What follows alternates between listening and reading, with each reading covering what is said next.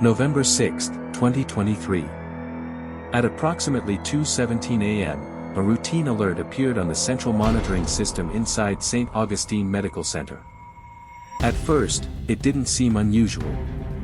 Hospitals generate alerts constantly: heart rate fluctuations, oxygen drops, patient movement. Most of them are minor. Most of them are expected. But this one was different. The system was reporting active vital signs coming from Ward C, Bed 14. A stable heart rate. Normal oxygen levels. Consistent breathing pattern. Everything indicated that a patient was lying there, alive and stable. The problem was, there was no patient assigned to that bed. Earlier that evening, Bed 14 had been cleared after a discharge at 9:40 p.m. The room was cleaned. The sheets were replaced. The monitoring system was reset.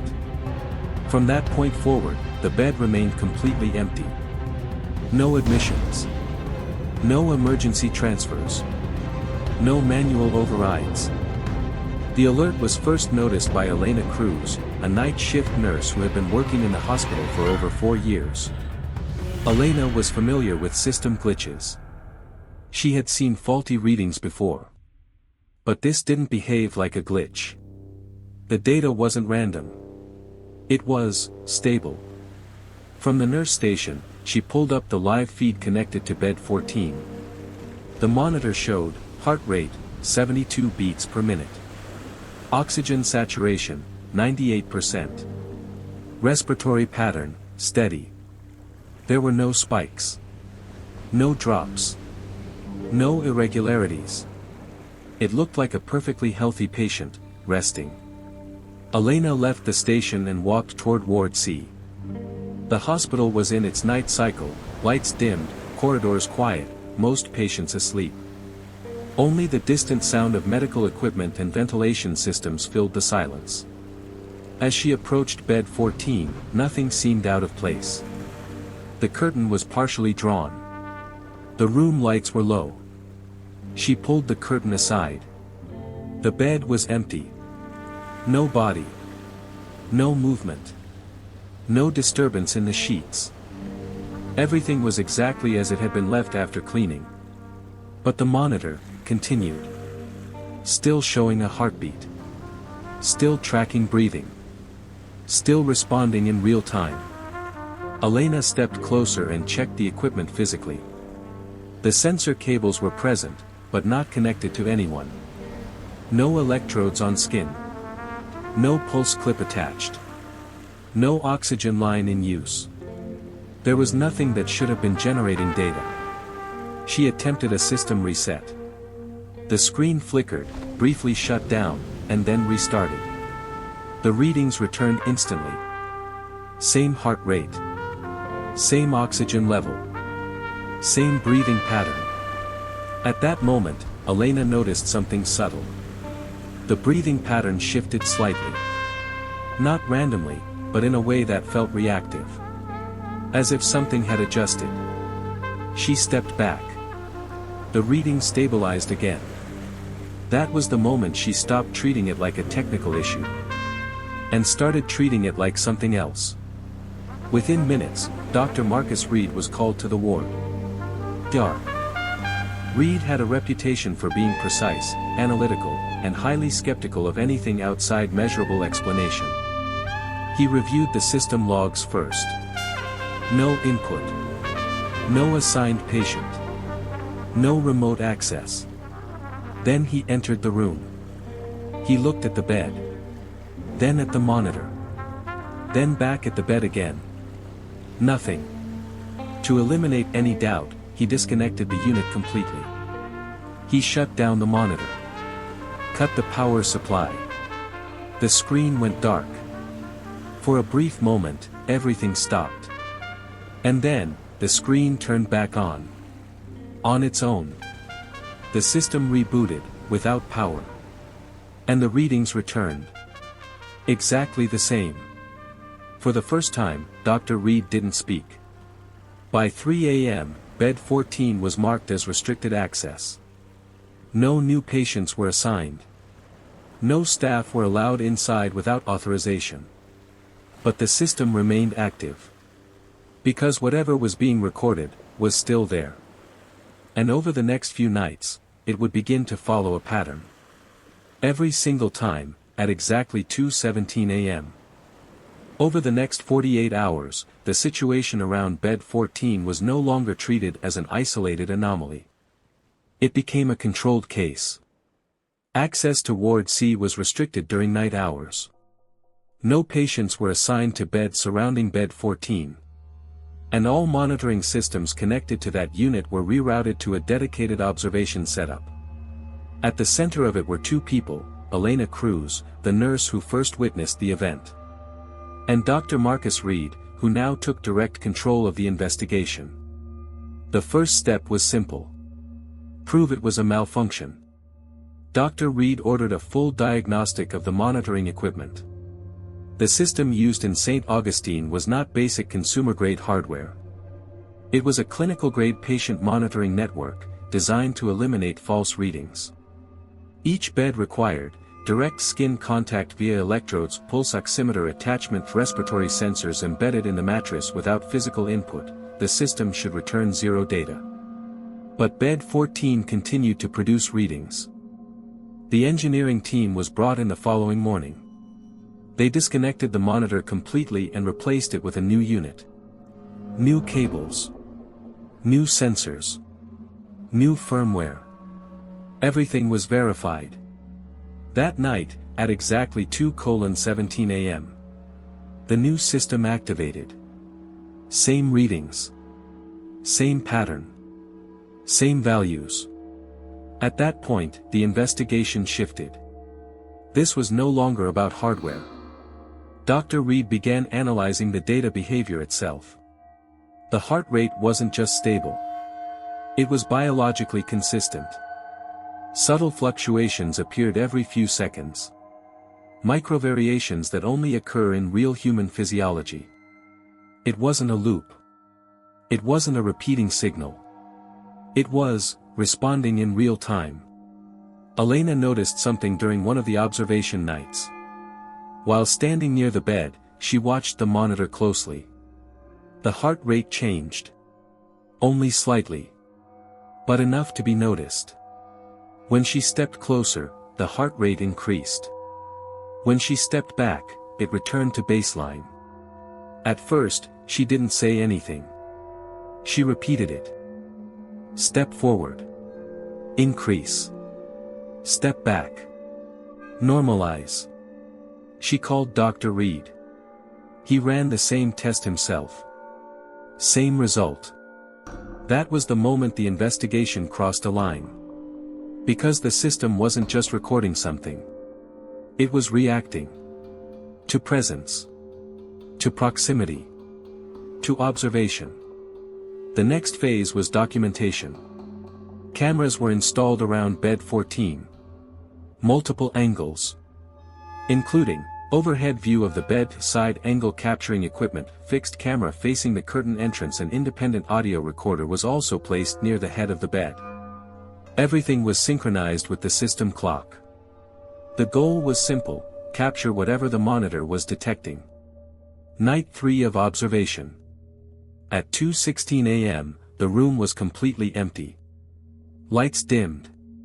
Curtains open. No staff inside. At 2:17 a.m., the monitor activated. The cameras showed nothing. No movement. No figure. No disturbance. But the readings appeared instantly. Heart rate, 72. The audio recorder picked up something at the same time. At first, it sounded like interference. Low-frequency noise. But when isolated, it formed a pattern. Not random. Rhythmic. Breathing. Very faint. But consistent with the respiratory data on the monitor. Elena listened to the playback 3 times. It matched. Exactly. At this point, Dr. Reed requested access to historical hospital records. Not just system logs. Structural records. The hospital had undergone renovations over the years. Wards had been expanded. Rooms had been reconfigured. Bed 14 wasn't always bed 14. And that's where things started to change. According to older blueprints from 2009, Ward C had a different layout. The position of bed 14, aligned with what used to be a private isolation room. A room that no longer existed. The records showed it had been removed during renovation. Walls taken down. Space redistributed. But not everything had been erased. A deeper search revealed an internal incident report. The file was incomplete. Sections missing.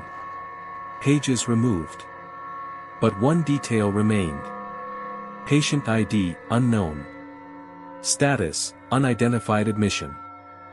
Time of recording, 2:17 a.m. No name. No discharge record. No transfer. Just, admission. And then silence. Dr. Reed attempted to access further data. The file was locked. Not archived. Restricted. That level of restriction required administrative authorization. Which meant, someone had intentionally limited access. Meanwhile, the nightly pattern continued. Every night. Same time. Same readings. But on night 5, something changed. The heart rate began to fluctuate. Not wildly. But noticeably. From 72, to 84, then back down. Then up again. Elena was watching live. She leaned closer to the monitor. And that's when she heard it. Not from the recording. From the room itself. A sound. Very faint. A shift in air. Like someone adjusting position on a mattress. She froze. The camera showed nothing. But the monitor responded immediately. Heart rate increased. Breathing pattern irregular. As if something had just moved. Elena stepped back slowly. The reading stabilized. Dr. Reed reviewed the footage later. Frame by frame. No visual confirmation. But the audio captured something new. A soft sound. Not mechanical. Not environmental. Closer to a whisper. Unclear. Distorted. But human. That was the point where the investigation changed direction again. Because now, whatever was being recorded, was no longer passive. It was active. And it was getting stronger. By the time the investigation reached its 6th night, the situation inside Ward C had moved far beyond a technical anomaly or unexplained system behavior. The hospital administration had quietly restricted access to the entire section during night hours, and only a small number of staff were even aware that anything unusual was happening. Bed 14 remained physically empty, untouched, yet every night at exactly 2:17 a.m., the monitoring system continued to register the presence of a living patient. Dar. Marcus Reed had stopped trying to disprove the readings and instead shifted his focus toward understanding what the system was actually detecting, because by now, the data had become too consistent, too reactive, and too precise to dismiss as error. The heart rate fluctuations had grown more responsive, the breathing patterns more irregular, and the audio recordings had begun capturing sounds that no one could explain, subtle shifts, faint air displacement, and at times something dangerously close to human whispering, though never clear enough to fully interpret. On the 7th night, Dr. Reed made a decision that would change the direction of the investigation completely. Instead of observing from a distance, he ordered a controlled presence test inside the room during the exact activation window. At 2:15 a.m., both he and Elena Cruz entered Ward C and positioned themselves near bed 14, with all cameras recording, audio devices active, and system monitors visible in real time. The room was silent, clinically still, the kind of silence only found in hospitals after midnight, where even the smallest sound feels amplified. For nearly 2 minutes, nothing happened. The monitor remained inactive, the room unchanged. And then, at exactly 2:17 a.m., the screen activated on its own. The readings appeared instantly: heart rate, oxygen levels, respiration, all stable, all present. But this time, something was different. The heart rate did not remain steady. It began to increase the moment both of them were inside the room. Dr. Reed didn't move. He simply watched. The numbers climbed slowly: 72, 78, 83. Elena took a step back, and almost immediately, the heart rate began to drop again. When she stepped forward once more, it increased. The system was no longer just detecting presence. It was reacting with precision to movement, to proximity, to human behavior inside the room. And then the breathing pattern shifted, no longer steady, no longer passive, but uneven, strained, as if whatever was being detected was becoming aware of them. The audio recorder picked it up seconds later. A sound that was no longer distant or faint. It was closer now. Direct. A low inhale followed by a longer exhale, repeating, syncing almost perfectly with the monitor's respiratory data. Elena later described it as the moment the room stopped feeling empty. At 2:17 and 32 seconds a.m., the system registered something it had never recorded before. The motion sensor embedded within the bed, designed to detect weight and pressure, activated. The mattress slightly compressed. Not visibly. Not enough for the camera to clearly confirm. But enough for the system to register load. Dr. Reed immediately stepped forward, placing his hand above the mattress without touching it. He later stated that he didn't feel a body, but he felt resistance, as if the space itself was occupied. The monitor reacted instantly. Heart rate spiked to 96. Oxygen levels fluctuated. The breathing pattern became erratic. And then, for the first time since the investigation began, something happened that could not be explained by data alone. The audio recorder captured a voice. Not a clear sentence. Not a full phrase. But a sound that formed words, strained, distorted, as if coming through pressure or distance. When analyzed later, the closest interpretation anyone could agree on was two words. Still here. Dr. Reed stepped back immediately. Elena moved toward the exit. The readings began to stabilize again, slowly returning to baseline as they distanced themselves from the bed. But the presence didn't disappear. It remained active for a full 14 seconds after they left the immediate area, as if whatever was there, had not left with them. That night marked the end of direct testing. The following morning, Dr. Reed pushed further into the hospital's archived records, this time escalating the request to administrative-level clearance. What he found was incomplete, heavily restricted, and partially erased, but enough remained to form a pattern. Years before the renovation, the location of bed 14 had not been part of an open ward. It had been an isolated room used for unregistered emergency cases, patients who, for various reasons, were not entered into the standard system immediately. One such case, dated back over a decade, had no name, no identification, and no recorded discharge. The only consistent detail across the fragmented records was the time associated with the patient's monitoring logs. 2:17 a.m. Repeated across multiple entries. And then, abruptly, nothing. No conclusion. No transfer. No death record.